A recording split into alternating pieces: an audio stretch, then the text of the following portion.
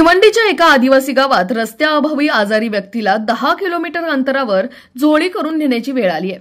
आज 21व्या शतकात जिथे जग एआय तंत्रज्ञानाचा वापर करून नवनवीन आविष्कार घडवत आहे, भारत सरकार विकसित भारताचे नारे देत आहेत, याच भारतात मात्र ग्रामीण भागात पायाभूत सुविधांचा अभाव असल्याचे पुन्हा एकदा समोर आले।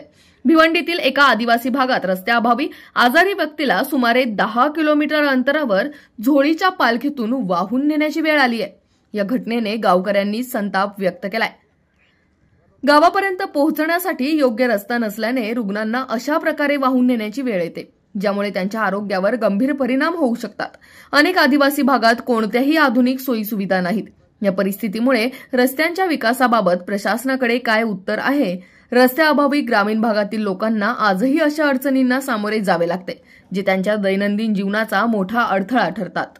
अशाच ताज्या आणि महत्त्वपूर्ण घडामोडींसाठी पाहत रहा राष्ट्र सह्याद्री न्यूज। राष्ट्र सह्याद्री न्यूजला लाईक करा, शेअर करा आणि सबस्क्राईब करा।